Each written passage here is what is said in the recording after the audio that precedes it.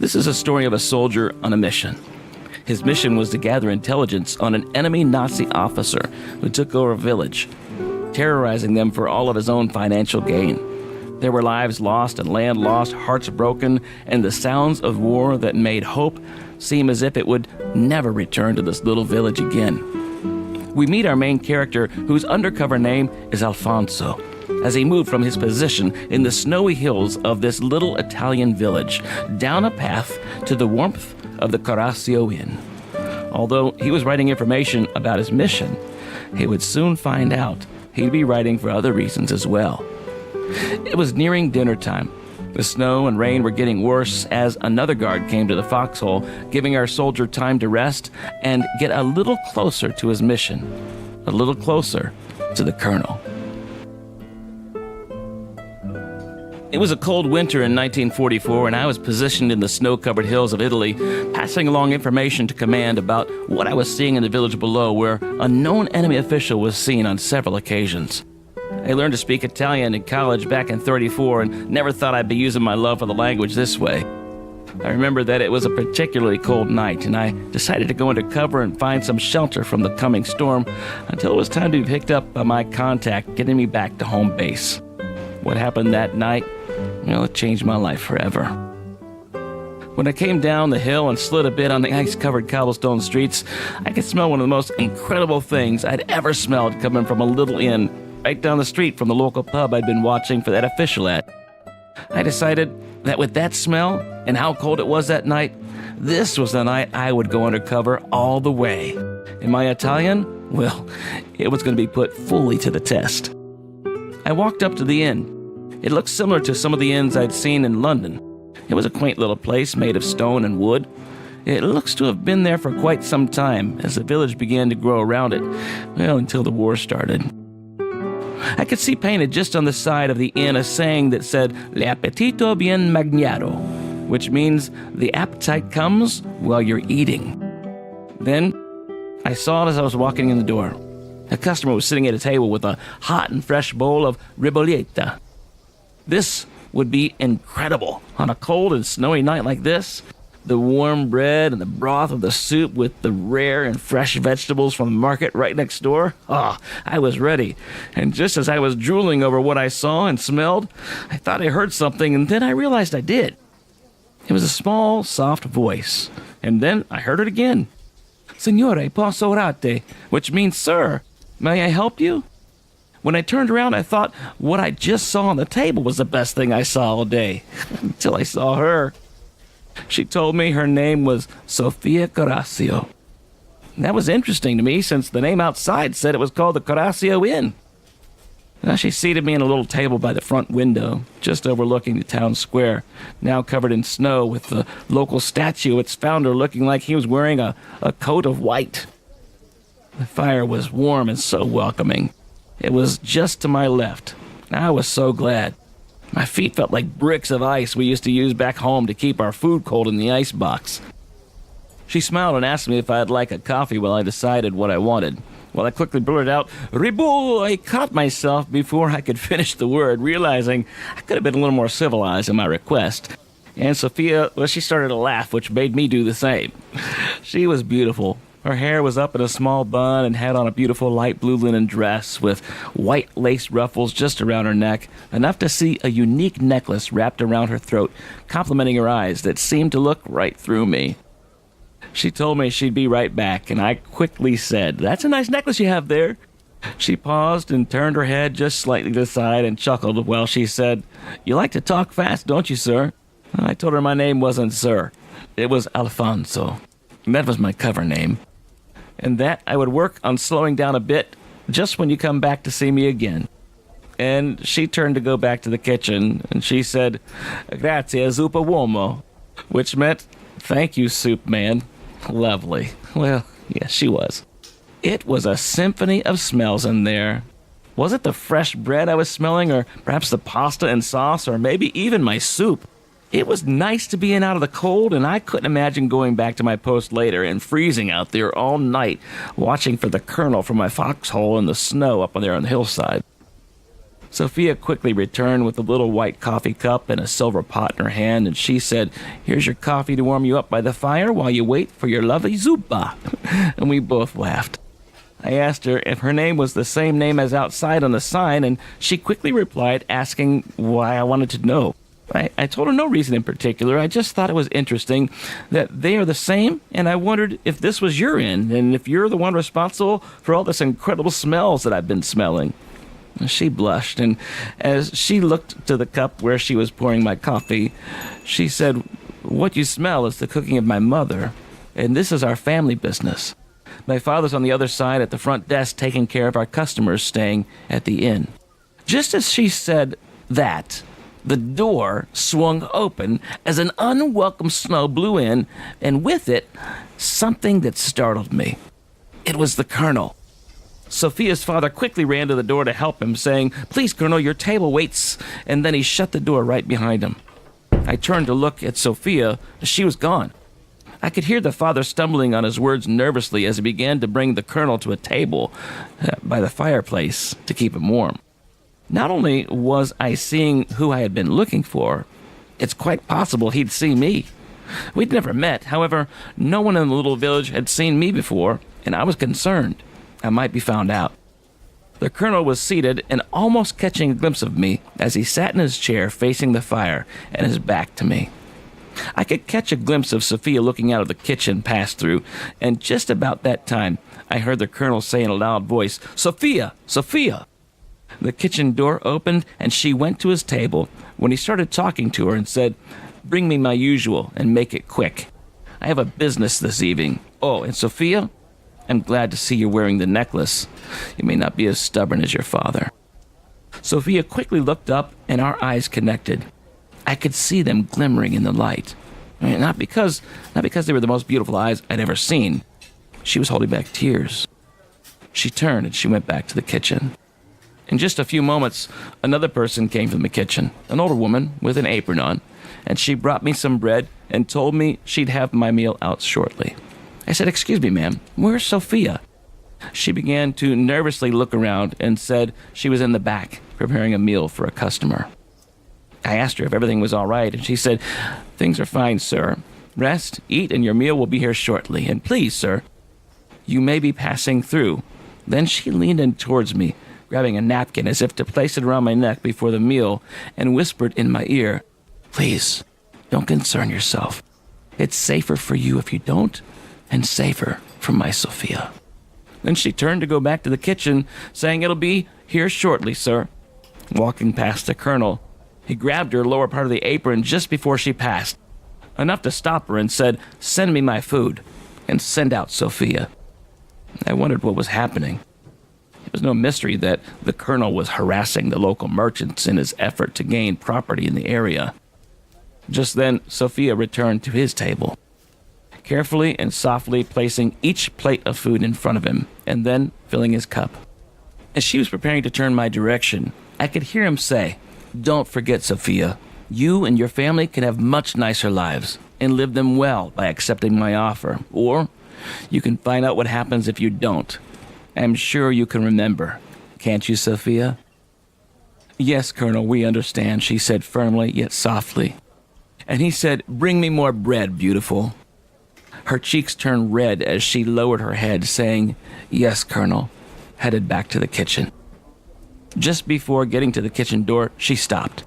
She turned, and she began walking back my direction, right past the Colonel to me, and apologized for not having my food out yet, but that it was ready, and she would be bringing it in a moment. Her voice cracked a bit as she spoke, and I could see that her eyes began to water, and I asked her if everything was okay. And she said, "Alfonso, it's best to enjoy the fire and your meal. We're fine."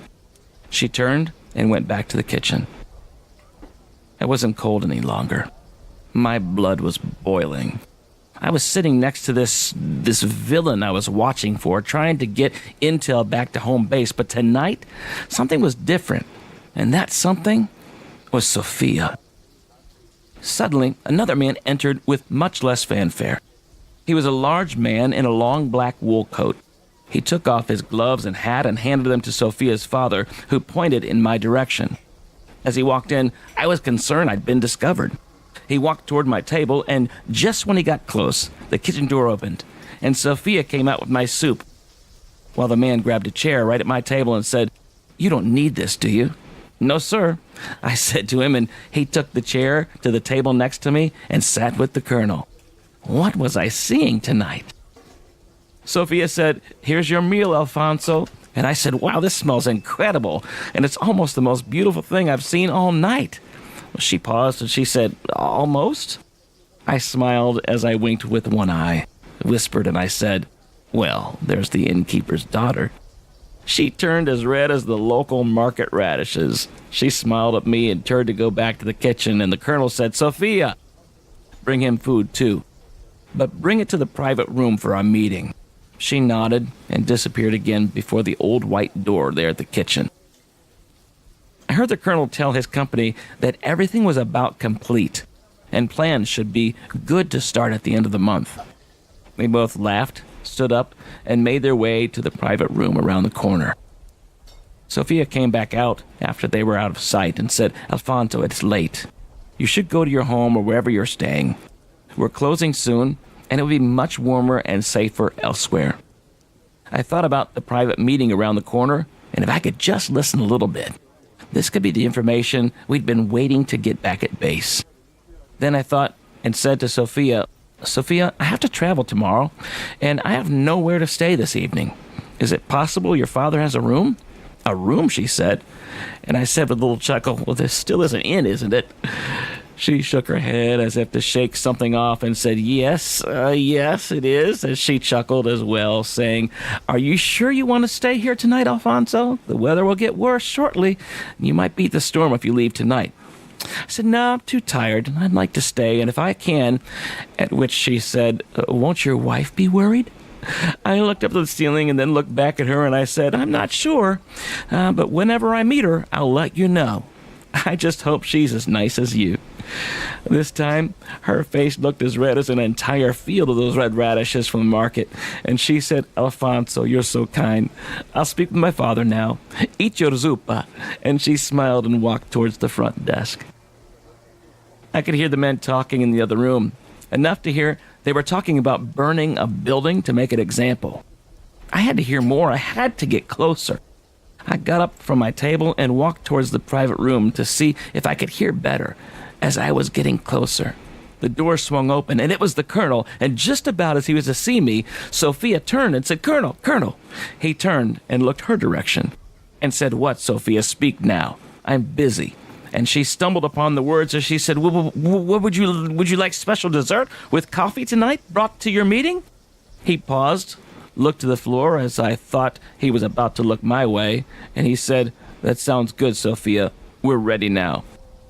"Right away, Colonel," she said. As she talked to him, I was able to get back to my seat with the distraction Sophia gave just at the right moment.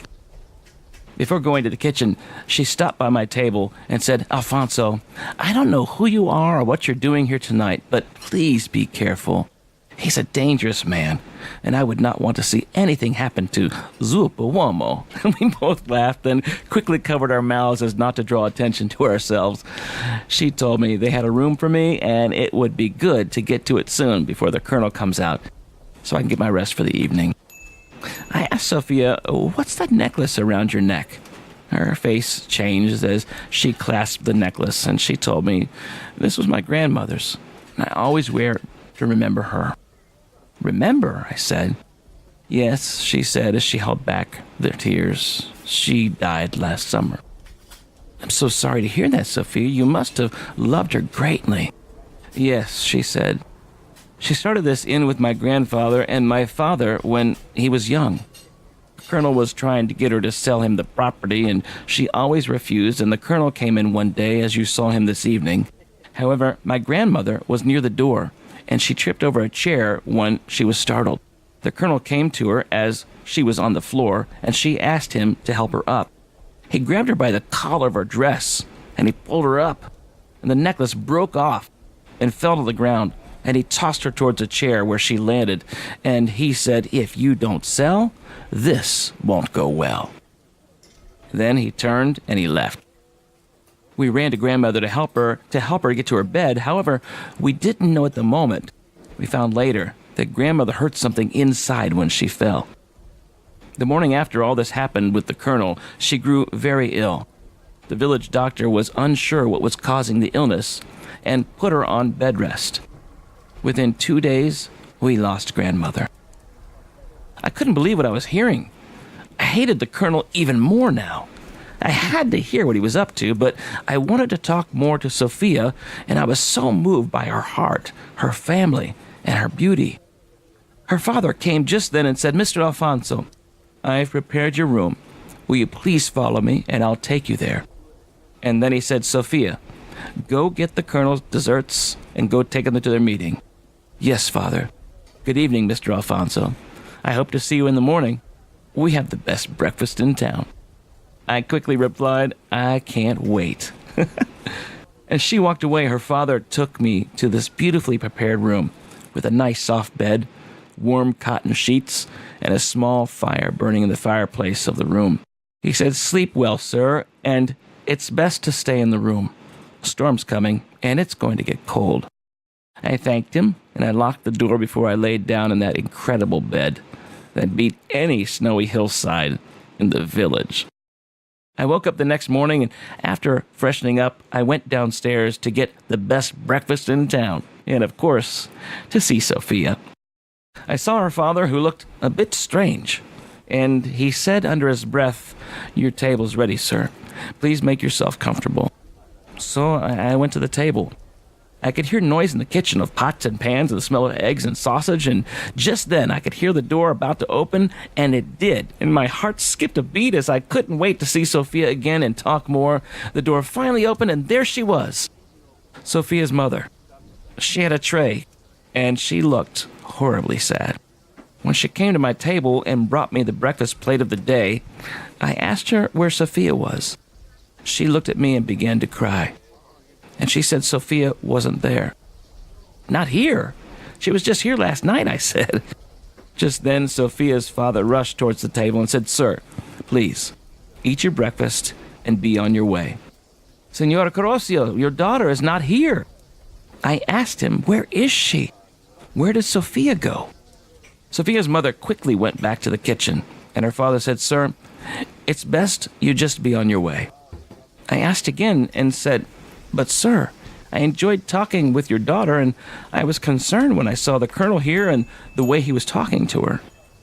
"Yes, he's not someone we want around, but we have no choice. And, sir, we sent Sophia away to hide with family in Florence." "Florence?" I said. What he didn't know is that I knew that a bombing operation was about to happen as the Nazis were occupying the town, and we had intel on the exact location of their headquarters. I couldn't believe it. I told him, "Sir, can you tell me where she went?" He said, "No, sir, I cannot. She is my daughter and all we have left. For her protection and our family, we're going to keep her as safe as we can. Are you done with your breakfast, sir?" I shook my head a bit and I said, "Yes, I need to pay my bill." And Senor Carosio quickly said, "You owe us nothing. Take care of yourself, be safe, and stay warm. Good day, sir." I quickly made my way back to base and reported the things I'd seen and heard from the colonel. My heart broke as I heard of the bombing that took place in Florence. I was able to get there a couple of days later on a supply truck I hopped on, one we had going into that area to help people on the recovery mission. When I got there in town, I began asking around for Sophia, and no one knew who she was or the family in town. When I got to the last place we were taking supplies to at a medic station, I found a local and asked if they had seen or heard of her. And just as I was asking, I heard a nurse say to me, "Who did you ask for?" I told her again, "Sophia Carosio," and I couldn't really be sure what she was feeling since she'd already looked so sad from what had been happening in the area. And then the nurse asked me if I knew her. I said I knew her family back in a small village. She said, "Wait one moment, sir." I did. And as she said, it felt like it took forever. She returned with a little envelope, and she handed it to me. I opened it, and there it was. Sophia's necklace. The nurse looked at me and said, "I'm so sorry, sir. Please tell the family we're sorry." When everything started happening, the Nazis began killing everyone, and unfortunately, Sophia and her family, they didn't escape their guns. I was crushed. I didn't know what to do. I was paralyzed as I thought about the one who was an almost love. Thank you so much for tuning in to today's special podcast and my short story called An Almost Love. Relationships are valuable. Later this week in the God's Got This blog, I'm going to continue our theme that will be coming from today's story you just heard. It is also a story of love, and sometimes an almost love. So before I let you go today, I do want you to know that we'd love to pray with you and help you meet the best love of my life and hopefully yours, named Jesus Christ. Feel free to reach out to us here at community@godsgotthis.love or reach out through our social media and message us, and we'd love to chat with you. My friend, there is hope. And even like some of the people from the village in our story today, they all wanted and needed a hope in their life. So no matter what you're facing, things always seem different when you have someone to face it with. I hope today spoke to your heart and that you remember how valuable relationship is and can be. There is hope. Even when you have doubt, there's hope. So one last thing before we go today, I want to share a great scripture with you from the Bible.